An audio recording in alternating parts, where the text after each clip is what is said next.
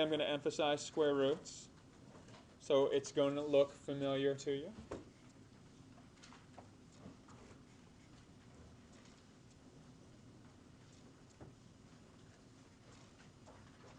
Okay, the square root is this symbol. Okay, it's a radical.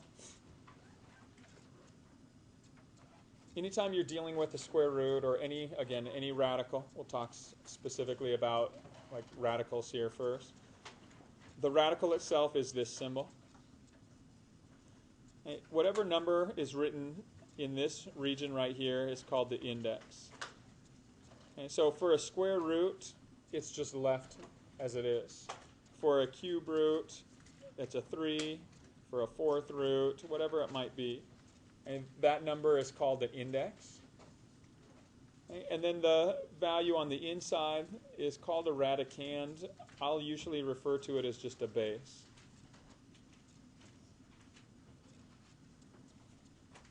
Okay, when you're looking at these numbers here, a couple things need to be taken into consideration. When you take a square root of a number, so you guys already know, if I ask you what's the square root of 25, what's the answer? The answer is 5, right? And the reason for that is what value, the square root or any of the radicals, it's asking you what value do you take to the power of whatever this index is to get the number that's on the inside here. So what number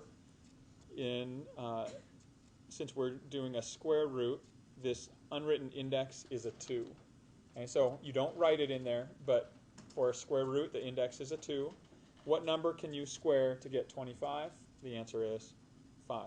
For a cube root, what number can you cube to get 8? The answer is 2, right? 2 to the third is equal to 8. For a fourth root or any other index, nth root, what number can you take to the power of 4 to get 81? And the answer is 3.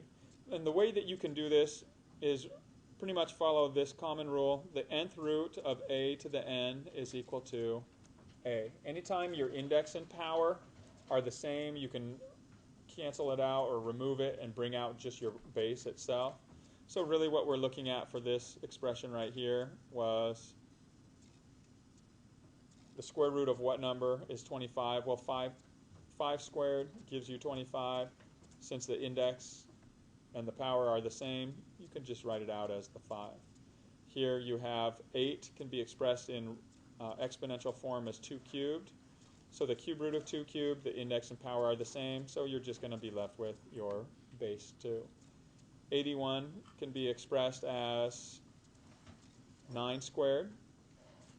Right? And 9 is a perfect power as well, so it can be expressed as 3 squared squared. Well, 3 squared squared is 3 to the 4th. And so here the index and power are the same, so it simplifies just to the base 3. So anytime you're simplifying radicals, that's really what you're doing. You're looking, based on the index, what number can be taken to the power of that index to give you the value on the inside. Okay. Now, let me come back and talk about this here really quickly.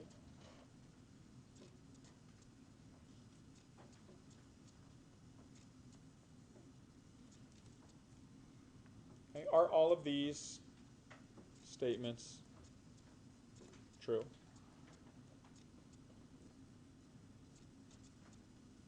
Okay. Was I premature in answering this as 5? Is the square root of 25 5, negative 5, or both?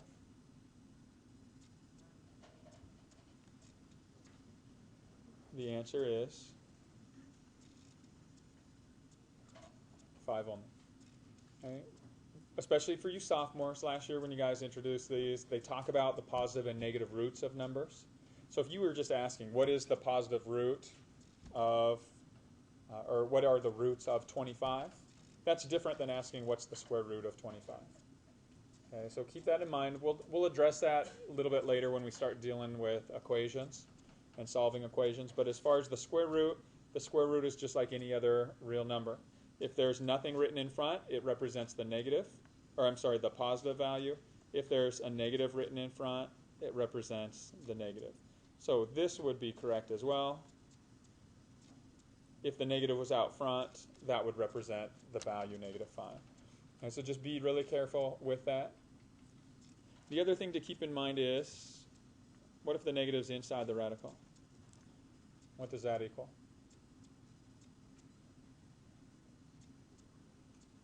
Can you take a square root of a negative number in the real number system? This is not a real number. Okay, so it's not possible for this. And in fact, a specific rule has to exist. And that is when the index is even,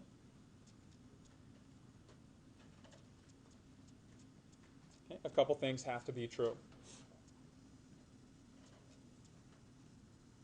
The value inside the radical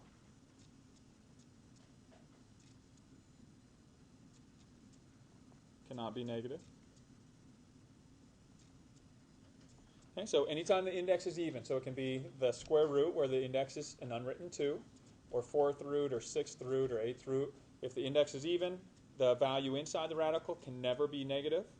And the second condition is the simplified value of an even indexed radical can also not be negative. Okay, meaning like this, the square root of 25 can never be a negative answer. Any even indexed radical has to give you a non-negative value. It can never be a negative when you simplify it.